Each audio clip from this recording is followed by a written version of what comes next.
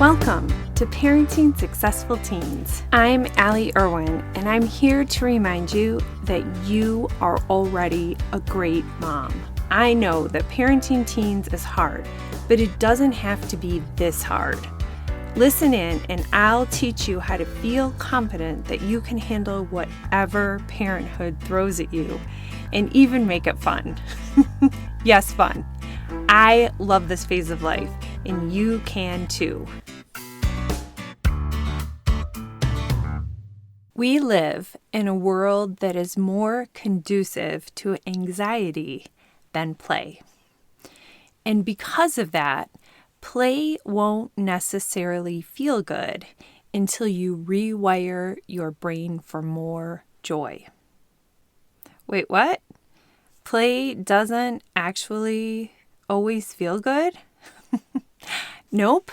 For many, many people, we have been so conditioned to get our worth from our productivity. And so playing isn't fun. It doesn't have that same dopamine hit that we get when we're productive and we can check something off our list and feel like, oh, look at all I accomplished today. Because play inherently is something that you do for the joy of doing it. It's not productive. It's hard to put down their work, to, walk away from the emails and the messy kitchen and the pile of laundry. It's hard for us to walk away from that because we know that we will get rewarded in our brains with dopamine for getting those things done. And we will feel like we did a good job, and so much of our worth comes from that it's hard for us to stop and do that and go play. And in fact, so much of what could be playful is made unplayful because we're attaching goals to it. Like, hiking could be playful, but hiking to tighten your jiggly behind, that's not playful. That's work. That's work with good scenery. Cooking can be playful, but cooking to lose weight, that's not playful. Getting a manicure, playful. Thinking, I can't go to that event with scraggly nails, not playful. So many of the sort of first level things that especially women do to treat ourselves and self-care and to be playful, so many of those things are actual social conditioning goals disguised as play. Exercise does increase your endorphins, and that does feel amazing. But like I said, when you're just exercising because you have negative thoughts about your body, that takes the playful out of it and puts it back into the work category. Okay, so you get the idea. So even things that could be play, when we are hooked on a productivity mindset, we take the play out of it, and then true play doesn't feel good enough to get us to do it. Okay? Or at least it doesn't feel like the most important thing you could do. And so it gets pushed off until tomorrow because you need to get that email written today and that birthday present ordered and make that phone call. Okay? Think about it. Let me give you this example. If playing truly felt good, so good that people would stop work to do it, then people would use their vacation days. But we don't.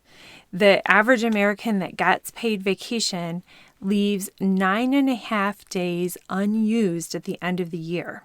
That's the 2021 HR data. And that's almost 2 full weeks of vacation that people leave on the table every year. 2 full weeks of dedicated playtime. And that's the average American. And you might be thinking to yourself, well, I don't get paid vacation. And I want to say that this stat still applies to you because it's indicative of the culture that you live in, a culture that values work, that rewards work. This patriarchal and industrial culture, the ethos of that is that you earn your worth. And that ethos is so strong that we don't We don't even get to play at designated playtime, like vacation days. And that ethos is why play feels bad. It's because we have connected the feeling of play with we've connected the activity of play with the feeling of guilt that you should be doing something else. I even have a coffee cup that I took from the Wyndham Hotel, just one of those like paper cups. I didn't steal a mug. But the paper mug says, "Go ahead. You earned this cup." And another. And another. And I was like, seriously? I have to earn like a crappy cup of coffee from my hotel Keurig machine? Like, and even why? What's that? And another part. Are they saying like I should have a whole bunch of coffee so I can go work more? In a culture where your worth is earned, to enjoy play takes an active detox. It's a revolutionary act. And I want you to keep that in mind when you read inspirational quotes about play and think, oh, that sounds nice. I'll do it after I get these emails answered. Or other things that clients have said to me is like, but I just really like to work. And that's great. I'm glad that you love your job.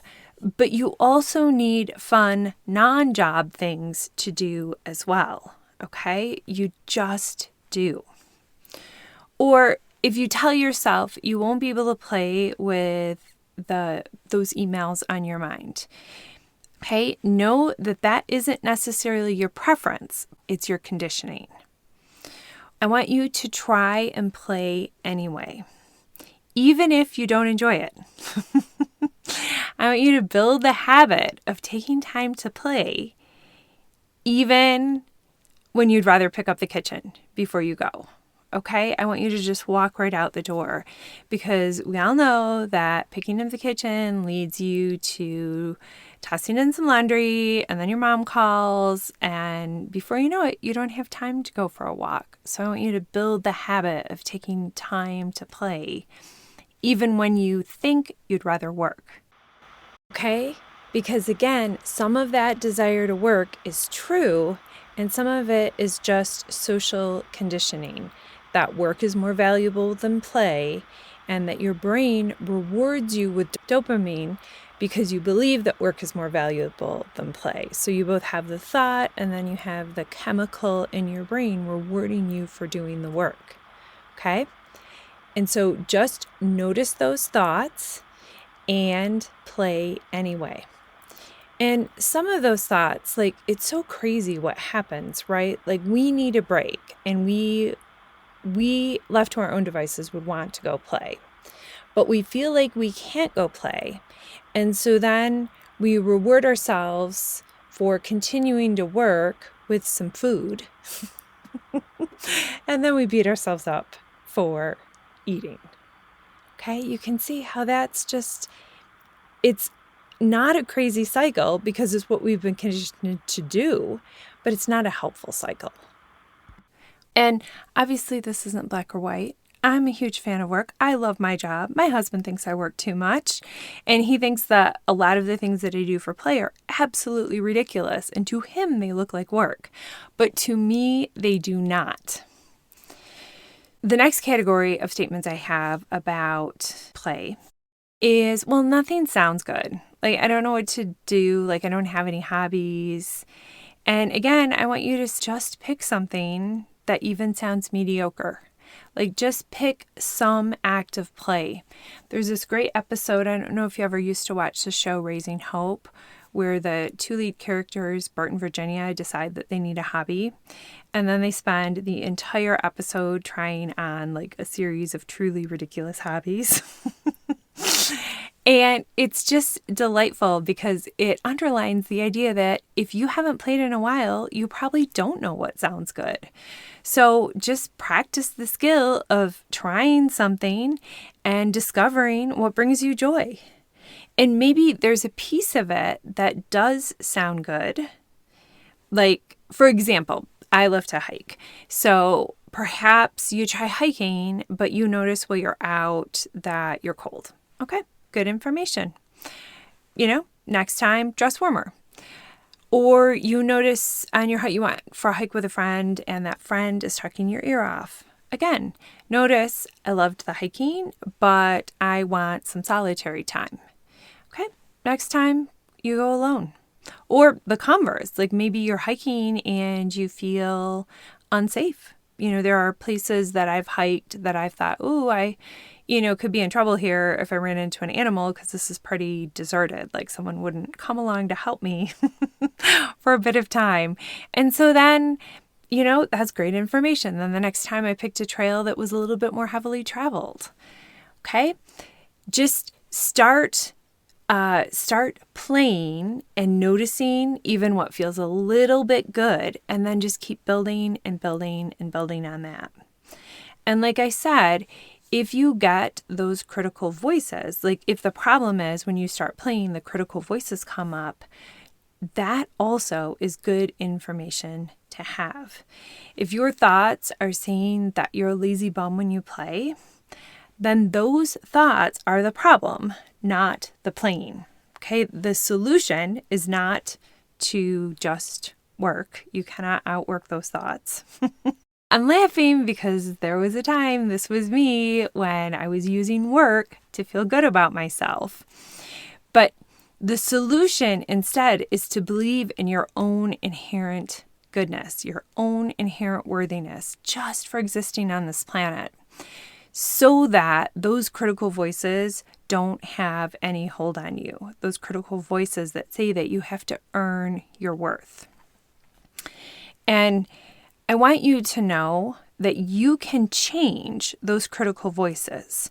You can't ignore them or outwork them because they will always be there. I have several clients, when we tackled insomnia, part of the problem is that they would wake up with all of these feelings that there was so much to do.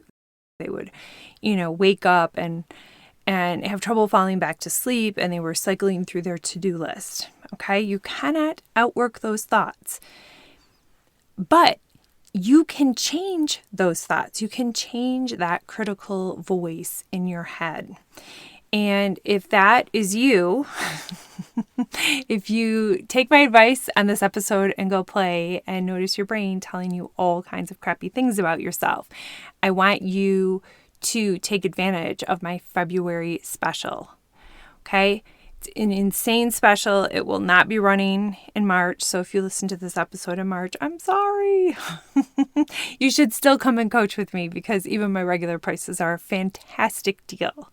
They are a fantastic deal when you understand that in the never-ending to-do list of adulthood, I want more for you.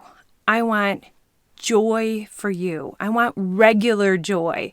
I don't want just small bits of happiness here and there, like happiness crumbs. I want the whole darn cake for you. Okay? Not because happiness is better than other emotions. I'm a huge fan of all of the emotions that we have, but there are certain benefits that you can only get through play. And I could list them here, but your delight is enough. Okay? I don't want you to put play in your to-do list like must fend off dementia, must go play for 20 minutes. No, I want you to play for your own delight.